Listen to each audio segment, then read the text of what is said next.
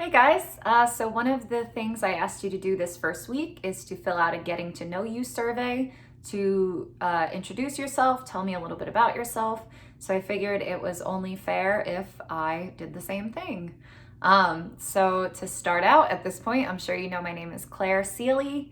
You can feel free to call me Claire. That's how I'll be signing all of my emails and everything.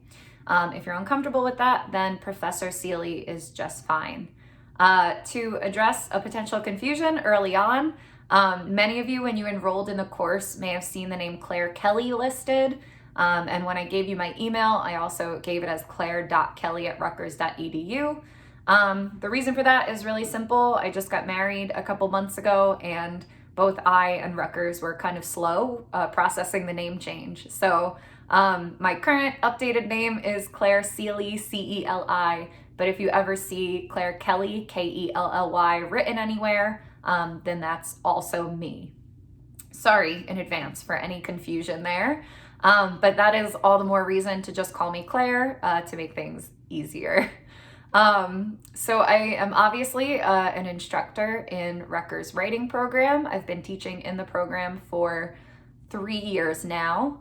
I teach most of the writing courses, so basic composition, expository writing, as well as 201 research in the disciplines. So I've worked with various age, grade levels at Rutgers, age ranges. And before I was at Rutgers, I taught for a little while at Kean University and Ramapo College. So I've been teaching at the college level for a little while now. Before that, I also had some experience as a writing tutor in the Writing Center, so kind of like our tutors do at the Writing Center here. And before that, still, I was a regular old English teacher, so I did teach high school and middle school English for a while. So I love teaching. It's what I've been doing since I've graduated college as an undergrad, and I especially love teaching writing. So what else to say about myself? I'm definitely a local. I've lived in Middlesex County for just about all of my life. For anyone familiar with Woodbridge Township, that's where I grew up, more specifically in Avenel, for any of you locals who might be listening. I went to Woodbridge Township schools, and when I graduated with my bachelor's degree and started teaching, I actually taught in Woodbridge Township as well. So Woodbridge always has a soft spot in my heart. Right now I'm living in Highland Park, which if you're familiar with Rutgers, New Brunswick, and like the College Ave area, Highland Park is the town that's right over the bridge. It's like the neighboring town. So I love the area. I love Rutgers. I'm not just saying that because they pay me. I'm actually so itching to like get back out in the world and get back to campus. Not being physically on campus and around College Ave, not interacting with my students, really probably has been the saddest part of all of this for me, as corny as that is to say. So I'm hoping that we're all kind of physically back together sooner than we realize. So grew up in Woodbridge Township. I did my undergrad at Ramapo College up in North Jersey. I studied literature there, philosophy, and I was in the teacher education program. After teaching 8th grade English for a few years, I decided to go back to school to get my master's degree. And when I did that, I moved out to Pittsburgh for a while. I went to Carnegie Mellon University and got my master's degree in rhetoric. And rhetoric is not a super common degree to have. It's sort of like a minority in the English world, in the English community. So most of your English writing teachers probably are trained in like literature. So they probably like read Shakespeare and read novels and talked about symbolism and imagery and kind of more like fiction. But that's not at all what I was interested in studying or I was interested in teaching. So rhetoric, it's an ancient Greek discipline, looks at communication more generally, so not just writing, but also spoken communication. And it looks at real instances of communication. So like nonfiction, right? So conversations people have, things that are said in the media or on the news, like nonfiction essays and articles and things like that that come out. So I actually think it makes me a lot better suited to these writing courses because we're not going to be reading any fiction this semester. We're not going to be writing any fiction this semester. If that's what you're hoping for, then I'm sorry. But Rutgers does offer a lot of literature and creative writing courses, if that is what you're interested in. What we're going to be doing is reading nonfiction pieces, so things that are ideas, arguments put out in the world by other scholars, other journalists, other social commentators, and then we're going to be responding to them with our own voices.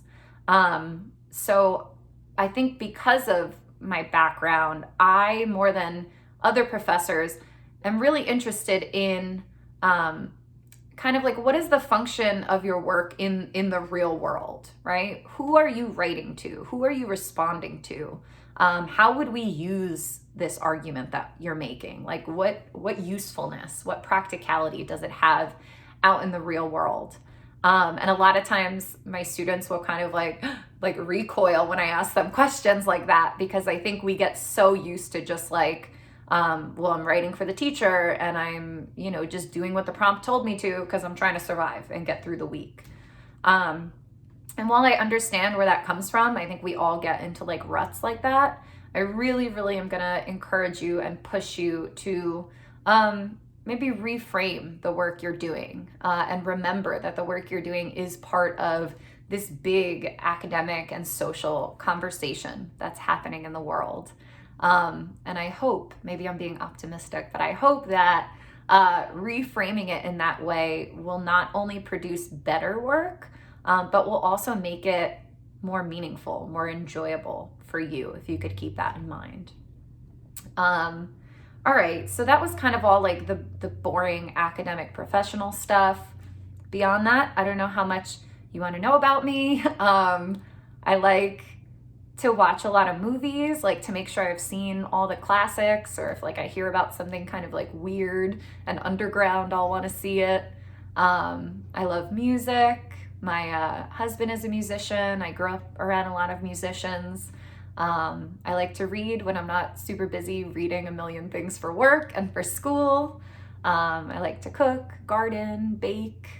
And my husband and I also love to throw like corny themed events. So like we have parties for every holiday. We'll have like a full-on Halloween party like you see in movies, or like a Christmas party or 4th of July. And then we'll also do like game nights and book clubs and things like that.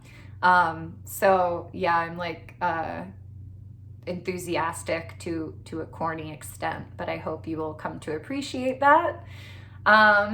And yeah, that's all I could come up with off the top of my head, but we have a whole semester and beyond to get to know each other.